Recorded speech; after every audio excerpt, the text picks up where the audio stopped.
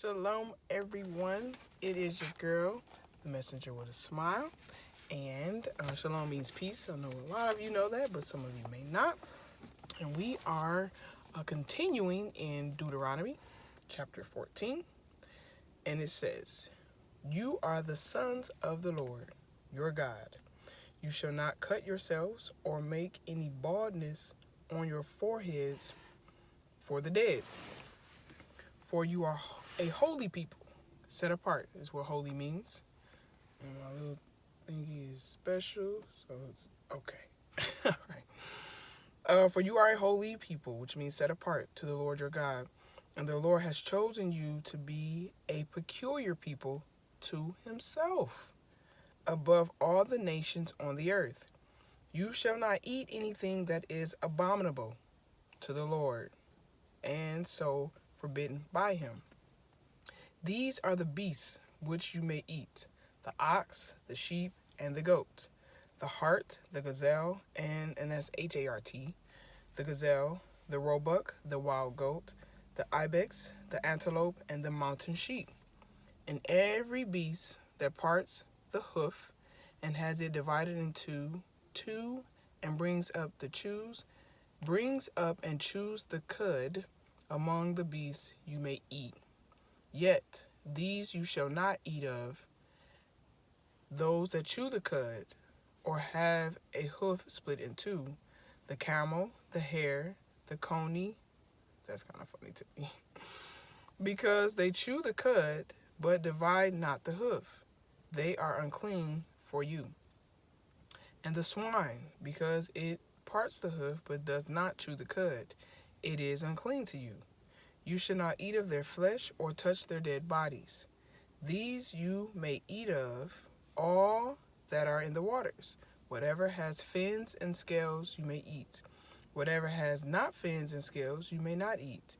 It is unclean for you. I'm telling you, my mother is from Baton Rouge, Louisiana.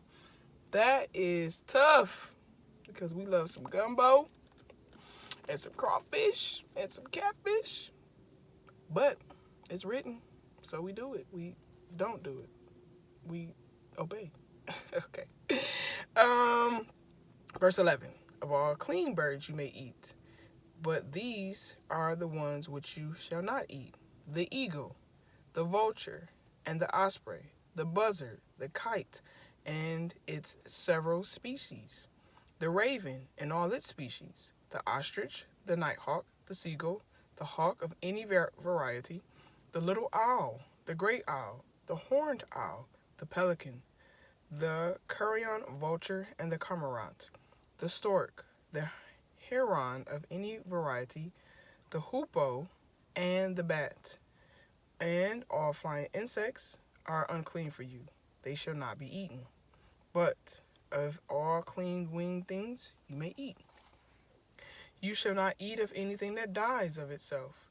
You may give it to the stranger or the foreigner who is within your towns, that he may eat it, or you may sell it to an alien. They are not under God's law in this matter. That's a huge statement. This is an Amplified Bible, so that was in parentheses. But you are a people holy to the Lord your God. You shall not even boil a kid in its mother's milk. You shall surely tithe all the yield of your seed produce by your field each year.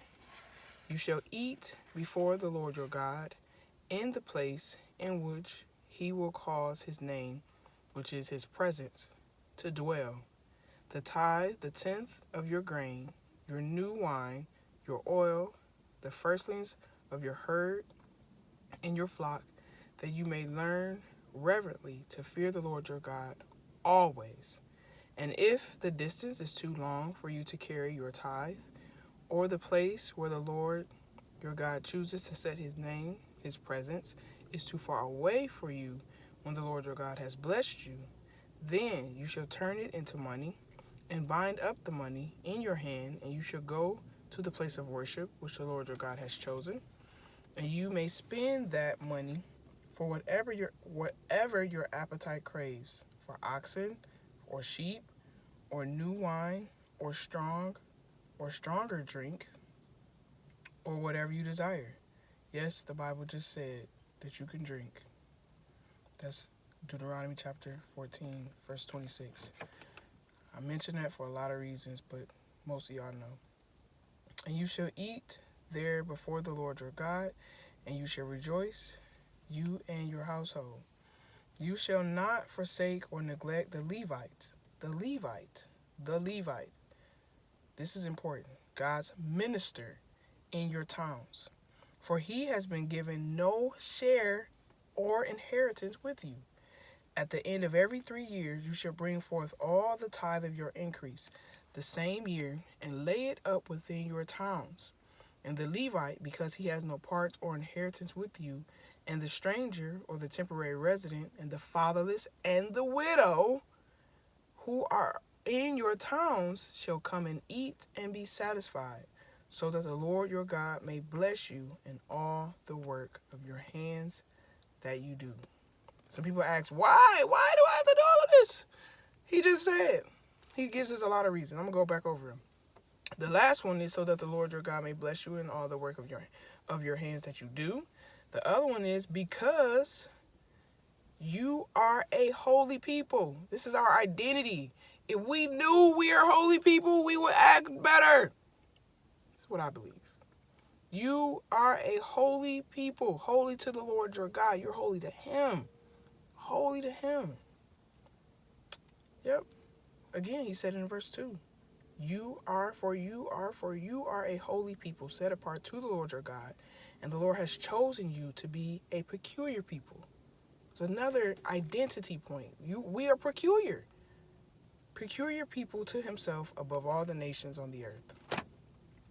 This paper is Counting the Omen. We're going to read that later on tonight. I love y'all. Why do you do this, Takrisha Rana, a.k.a. the messenger with a smile? Because there's somebody out here who needs to hear it. That's why. Love y'all.